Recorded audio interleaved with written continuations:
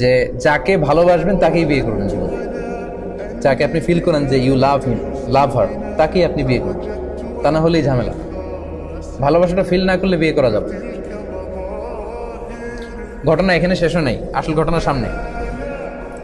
যদি তোমরা কেউ কাউকে প্রপোজ করো, তখন যদি ওই মেয়ের কিছু অংশ, তার চেহারা, তার শরীর, তার দেহ সব মিলে তাকে দেখে এমন কিছু দেখে নেওয়া যায় যেটা তোমাকে তাকে বিয়ে করার প্রতি উদ্বুদ্ধ করবে, সেজন্য এটা করে।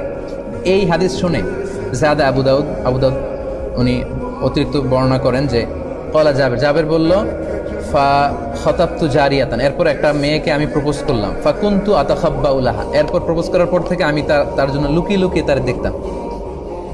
আল্লাহ রাসূলের সাহাবী। হাত্তা রাআইতু মিনহা, এরপর আমি তার এমন কিছু দেখে নিলাম, মা দাআনি ইলা নিকাহিহা, যেটা তাকে বিয়ে করার জন্য আমাকে পাগল পারা করে দিল। মানে আমার খুব মন চাচ্ছে আমি তাকেই বিয়ে করি। ফাতাযাওয়াজতুহা, অতঃপর আমি তাকেই বিয়ে করি। তাহলে অনেক সময় এমন লাজুকতা কাজ করে অনেক ছেলের, মেয়ে আসছে তার দিকে তাকাইতেই পারতেছে না, সে এরকম হয়ে আছে, লাল হয়ে গেছে, হতে পারে, এটা ভেরি সিম্পল। তখন আপনি লুকিয়ে তাকে দেখতে পারেন, মানে শালীন ওয়েতে আর কি। লেটস সে সে পাশে বসে খাচ্ছে, আপনি দেখলেন তাকে, সে কলেজে যাচ্ছে, একটু দেখে নিলেন।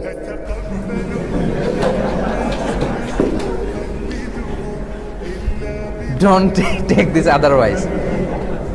এখন যদি আমার এতটুকু আলোচনা কেটে কেউ ফেসবুকে দেয়,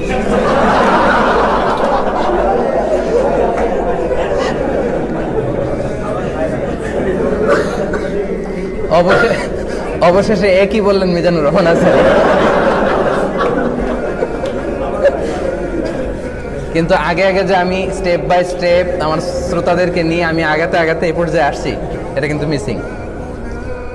সো তাহলে যদিও কথাটা শোনা যাচ্ছে কেমন যে কি কলেজে গেলে কি টিজ করতে যাবো নাকি তাকে, না, টিজিং করার জন্য তো না।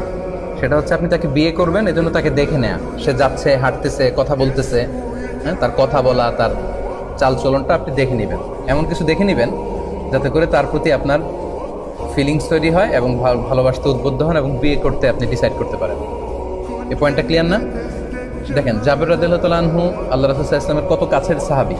উনি এই হাদিস থেকে এরকমই বুঝেছেন যে আমি যেহেতু কাছে যেয়ে দেখতে পারেন, আমি দূর থেকে তাকে লুকায় লুকায় অনেকবার দেখে ভালো লাগছে, পরে বিয়ে করছি। আচ্ছা, এবার বুখারীর একটা হাদিস